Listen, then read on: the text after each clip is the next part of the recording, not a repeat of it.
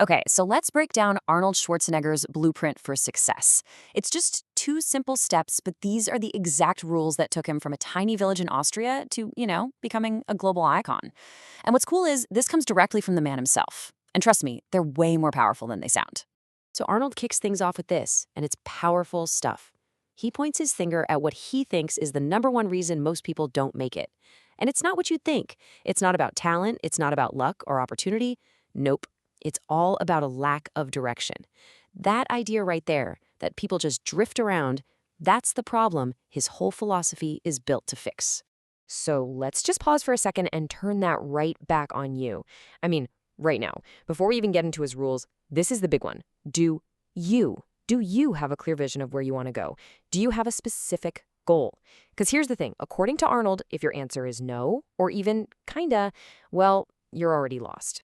And that, right there, leads us perfectly into his first, and honestly, his most important rule. This is the foundation, the bedrock of his entire philosophy. Everything else he ever did was built on this one simple, powerful idea. You've got to have a vision. This vision of his, it wasn't something he was just born with. Not at all. He grew up in post-war Austria, and his parents, they just wanted him to have a normal, stable life. Find a trade, settle down. But then, a couple things happened that changed everything.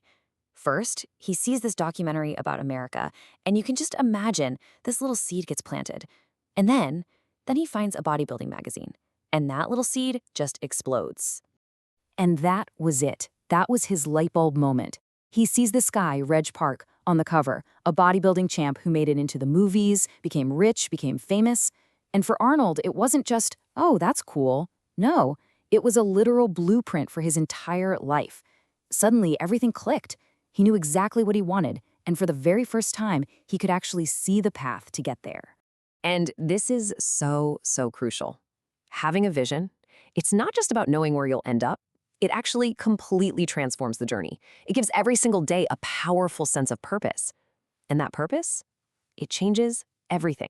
So what happens when you don't have that vision? Well, Arnold points to this absolutely staggering statistic. He's basically saying this is the result of all that aimless drifting around. People just end up in jobs they can't stand.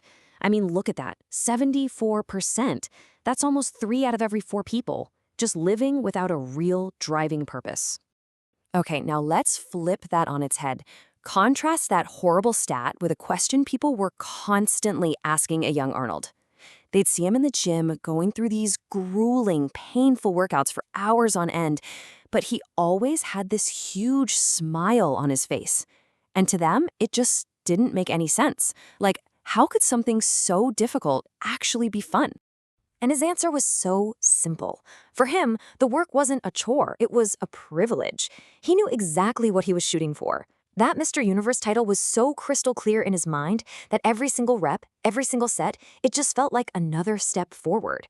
His vision literally turned pain into pleasure. And just try to wrap your head around the sheer volume of that work. We're talking 5 to 6 hours every single day. I mean, most of us would burn out in a week, right? But for him, because he was fueled by that vision, it was just another day at the office. He actually said he couldn't wait to get to the gym to do another 500-pound squat. Think about that. While everyone else is dreading leg day, he was craving it. Why? Because he knew that every single pound he lifted was another brick in the foundation of the future he had so clearly envisioned. 2,000 sit-ups. Just let that number sink in for a second. It's the perfect example of his point. A really powerful vision doesn't just make the hard work bearable. It makes even the most insane extreme effort feel exciting. Okay, so you've got the vision, you're fired up. What's next? Well, Arnold says you are guaranteed to run smack into the next massive obstacle, the naysayers. The people who tell you it's impossible, it can't be done. Which brings us to his simple and absolutely essential rule number 2. Just ignore them. Now this right here was Arnold's secret weapon. It's like he programmed a mental filter in his brain. Whenever someone told him that's impossible, his brain just automatically translated it to, it is possible. When they said no, all he heard was yes. He didn't argue with them, he just silently took all that negativity and reframed it into his own personal rocket fuel. He lives by this incredible quote from Nelson Mandela, and it seems like he just made a decision one day. He thought, okay, if everything is impossible until someone actually does it, then I'll just be that someone. For him, the word impossible wasn't a stop sign. It was an invitation to be the very first. And this is where the pure genius of his second rule just becomes undeniable. Because the very things that people told him were his biggest liabilities, the things they said would absolutely hold him back, he systematically turned every single one of them into his greatest assets. I mean, just look at this. They told him his body was too big for movies. Well, that too big body became the only reason a movie like Conan the Barbarian could even get made. They told him his Austrian accent sounded weird and would kill his career. That weird accent became the iconic, unforgettable voice of the Terminator. The things they called liabilities, they became his multi-million-dollar brand. And here's the proof, straight from the source. The director of Conan himself said that Arnold's physique, the exact thing the naysayers criticized, was so perfect for the role that if Arnold didn't exist, they would have had to literally build one. So his supposed liability wasn't just an asset, it was absolutely essential. And it's the same story with James Cameron and the Terminator. He said the exact same thing about Arnold's accent.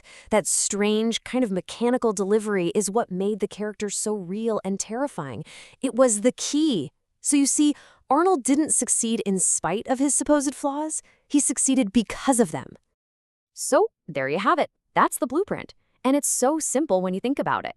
It really just boils down to two things: having the internal clarity to create your vision, and then having the external strength to protect that vision from all the negativity. So let's boil it all down into two simple steps for you. Step 1, have a vision. I mean, a really, really clear one. Know exactly where you want to go.